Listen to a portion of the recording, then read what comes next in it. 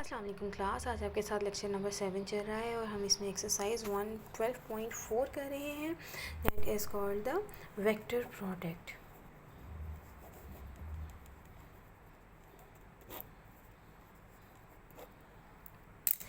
इसके अंदर question number 29 और 30 में वो आपके पास कुछ स्टेटमेंट्स प्रोवाइड कर रहा है और कह रहा है कि उनके बारे में जो भी रिजल्ट्स आते हैं वो लिखें। इससे पहले तमाम क्वेश्चंस में वो आपसे कैलकुलेशंस मांग रहा था। इन क्वेश्चंस में वो आपसे क्या मांग रहा है? वो आपसे मांग रहा है रिजल्ट्स। तो लें जी, उसने कहा the vector projection of U and V. तो vector projection of U and V का हमारे पास जो फॉर्मूला है हम वो लिख देंगे। उसके बाद उसने कहा the vector orthogonal to U and V. ऐसा वेक्टर जो यू एंड वी पर ऑर्थोगोनल हो। तो हमारे पास दो वेक्टर्स हैं जो यू एंड वी पर ऑर्थोगोनल हैं, एक U cross V and V cross U. And V cross U को आप अगेन माइनस के साथ यू क्रॉस वी लिख सकते हैं। इसका मतलब ये है कि यहाँ पर आपके पास दो वेक्टर्स हैं plus minus U cross V के, जो ऑर्थोगोनल है किस पे? यू एंड वी पर। उसको उसने नेक्स्ट कहा the vector orthogonal to this and this. ये एक वेक्टर कंसीडर होगा, ठीक है जी, आपका ये वेक्टर एक कंसीडर होगा। तो जी आप क्या लिखेंगे? Plus minus the first vector cross the second vector. उसके बाद थर्ड पार्ट में उसने कहा the volume of parallelepiped determined by U V and W.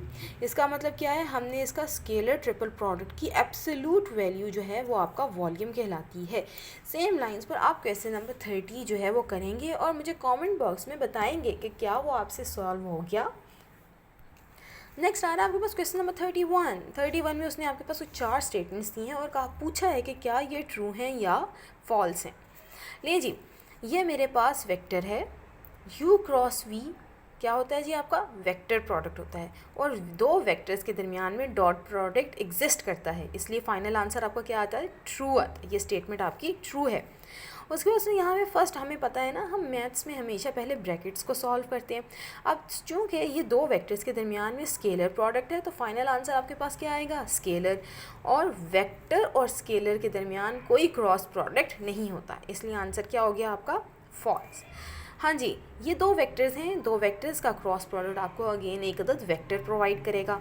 It means यहाँ से एक वेक्टर निकलेगा और दूसरे वेक्टर के साथ जैसे ही आप क्रॉस लेंगे तो आंसर क्या हो जाएगा आपका? ट्रू हो जाएगा, क्योंकि दो वेक्टर्स के दरमियान में आप क्रॉस प्रोडक्ट ले सकते हैं।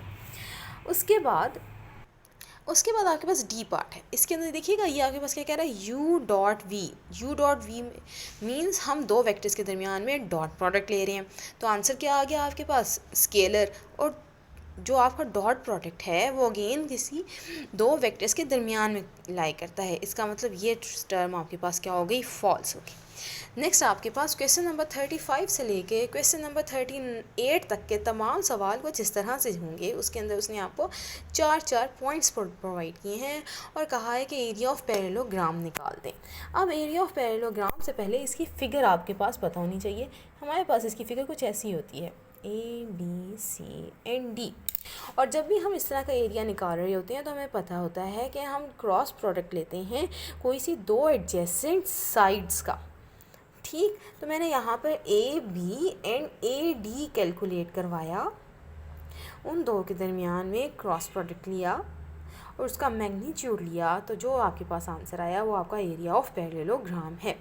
क्वेश्चन नंबर 39 से लेके 44 तक के तमाम सवालों में वो आपसे एरिया ऑफ ट्राइंगल कैलकुलेट कराने को कह रहा है। और एरिया ऑफ ट्राइंगल आपके पास किस फॉर्म की होती है? कुछ इस तरह से, that is AB and C। तो मैंने कहा AB एंड AC, ठीक है जी, हमने क्रॉस प्रोडक्ट लेना है कोई सी दो एडजेसेंट साइड्स का। याद रखिएगा जब भी हम क्वेश्चंस करते हैं अमूमन गलती जो देखने में आती है वो इन सवालों में आती है। ठीक हो गया? वो क्या होता है, आप यहाँ पर रूटीन मैटर में AB क्रॉस AC लेके क्वेश्चन को सॉल्व कर देते हैं और आपका आंसर क्या हो जाता है? गलत हो जाता है। ठीक है क्लास, दोबारा से सुनिएगा। इन क्वेश्चंस में जब आप एरिया ऑफ पैरेललोग्राम निकाल रहे हैं तो एक दफ़ा क्वेश्चन करने से पहले उसकी फ़िगर बनाकर सॉर्ट आउट कर लें कि कौन सी दो साइड्स एडजेसेंट हैं। ठीक, तो अदरवाइज़ आपके क्वेश्चन में गलती का चांस बहुत ज़्यादा बढ़ जाएगा। ओके जी, ये ट्राइंगल है, ट्राइंगल में तो ऑब्वियसली आपके पास AB एंड AC आएगा। तो आपने इनको सॉल्व करवाया, उसके बाद फाइनली मैंने इनको वेक्टर्स की फॉर्म में लिखवाया है, देन उसका क्रॉस प्रोडक्ट लिया, मेरे पास आंसर कुछ इस तरह का आ गया। देन मैंने एरिया ऑफ ट्राइंगल कैलकुलेट करवा लिया। अच्छा जी, अब एक जो है ना छोटा सा इशू हो गया। वो क्या, ये क्वेश्चन नंबर 40 में ना यहाँ पर नंबर 2 था शायद, और मैंने इसको 3 के साथ सॉल्व कर दिया, इसलिए आप इसको क्वेश्चन नंबर 40 नहीं कहेंगे, इसको आप कहेंगे that is the any example.